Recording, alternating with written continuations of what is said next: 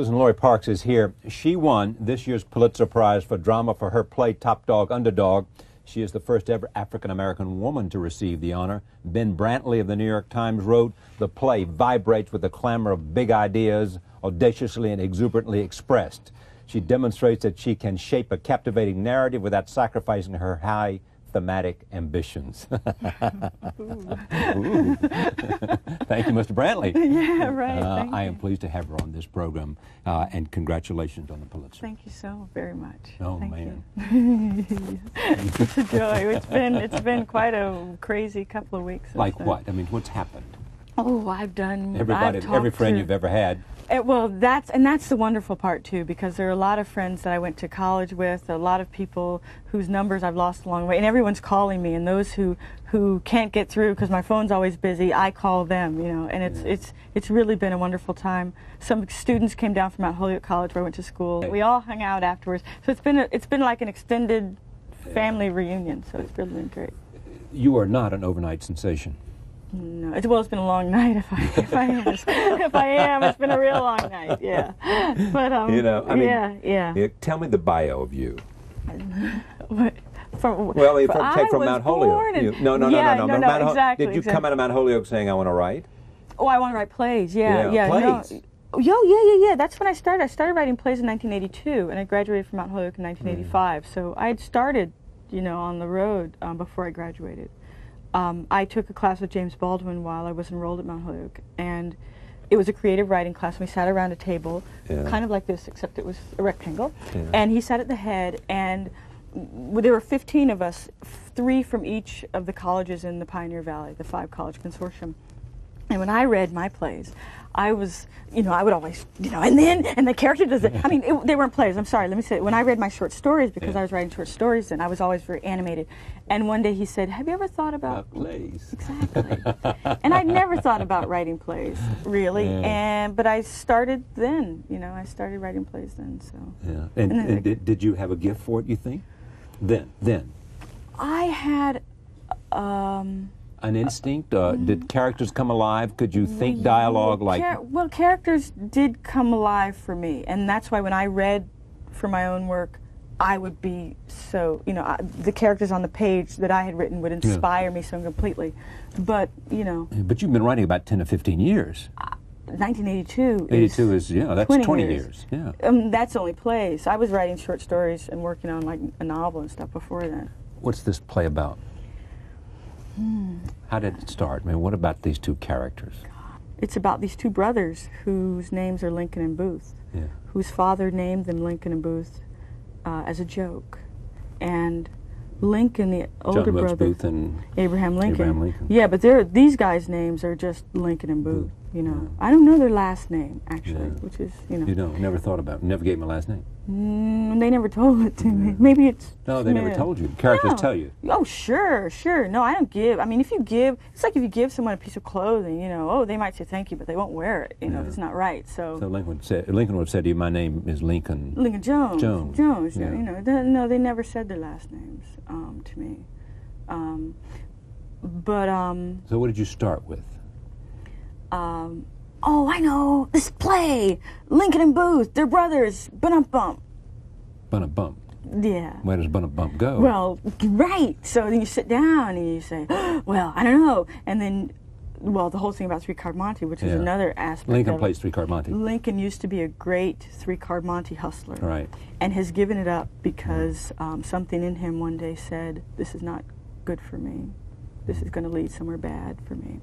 So he gave it up. He swore off the cards and took a job in an arcade as a Lincoln impersonator, an Abraham Lincoln impersonator. So all day he sits in a chair, puts on white face, he puts on a top hat, a frock coat, and sits in a chair all day and allows people in the arcade to come in and shoot a cap gun at his head, and he plays dead, reenacting that thing that happened. 3-card Monte to playing Lincoln. Well, exactly. Well, he's a working man. Some men, a lot of men, they're not content, no job. They'll go out and they'll find a job and they'll honest work, and he's very hardworking. His brother, little brother Booth, desperately wants to learn how to throw the cards. Booth has a girlfriend, Grace, and he really wants to kind of impress his girlfriend and get things started or restarted with her. and he thinks that learning how to be a great card hustler is the way to a better life. Of course, Lincoln doesn't want to teach him how to do this horrible thing, this card thing. That's basically the play. Well, the play is that, but it's also about it's also about their vulnerabilities. It's also about that they explore what they knew, and one knew more about their mother. Right. You know. Right. It's also about having relationships with one of their girlfriends and all of that. Yeah. But in the end, it's about. Gosh, I mean, brothers. It's about brothers. Talking. It's about family. It's about being yourself.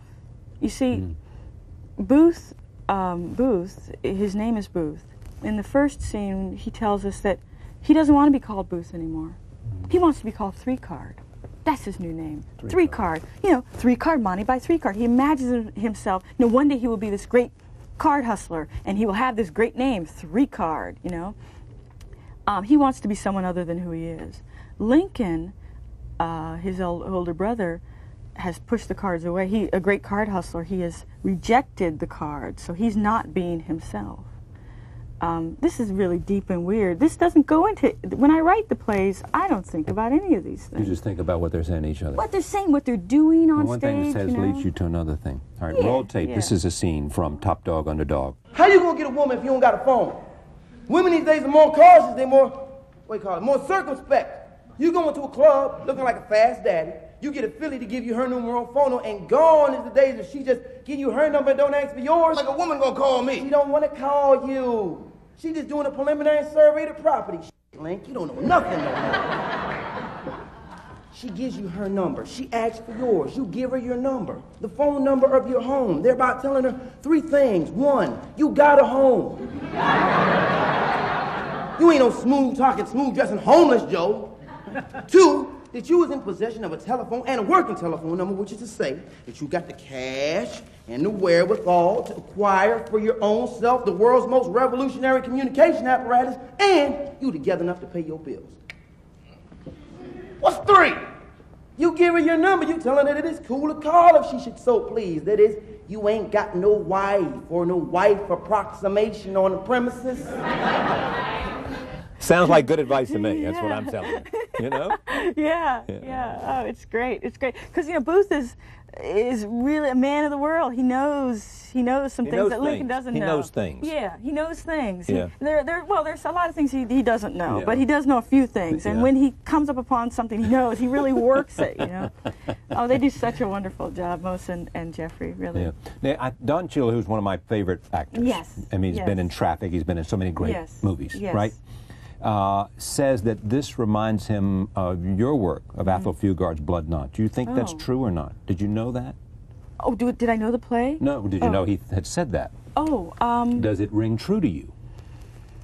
Oh, well, it's so funny. I mean, He said it's because it's a careful dissection of a brotherly relationship.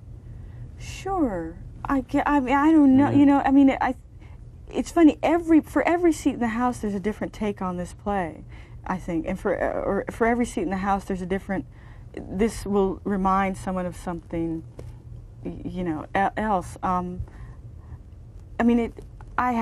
read Blood Knot so many years ago. I don't remember exactly when I read. I know the play, and I'm a fan of Athol Fugard's, but it's a dissection of brotherly relationships. But it's something. There's something else. There's going on.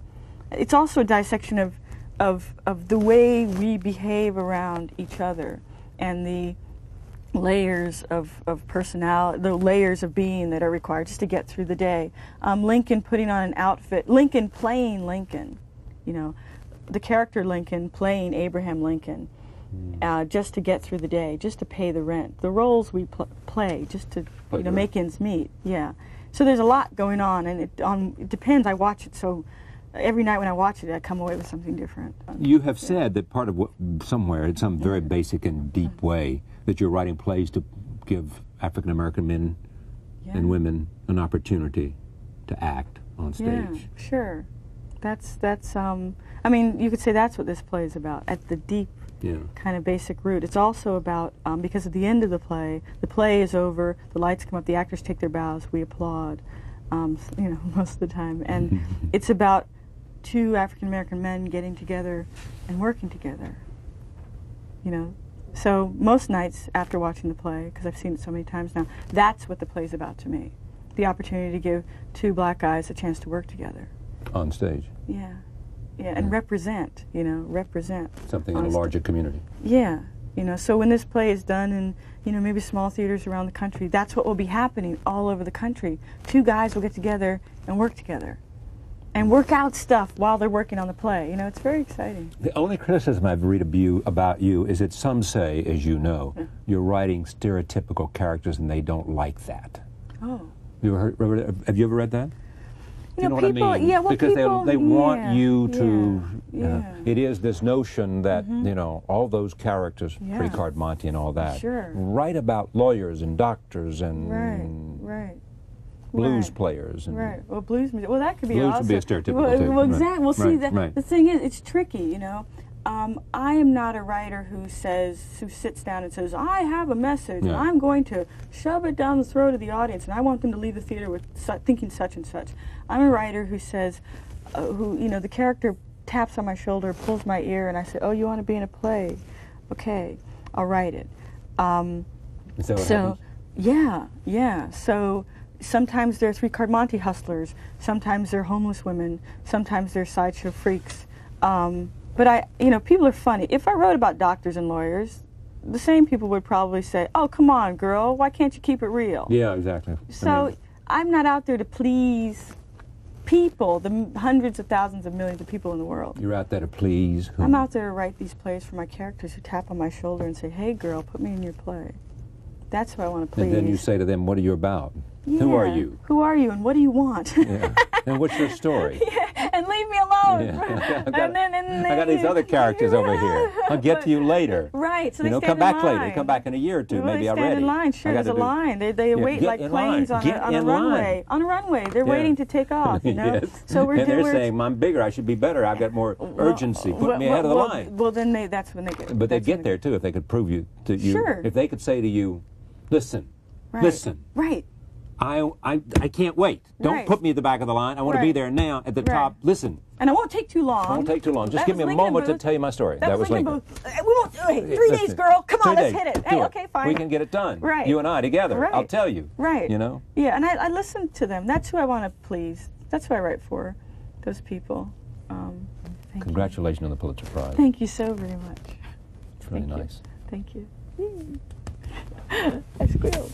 We done? We did. Suzan-lori Parks Pulitzer Prize for Top Dog, Underdog.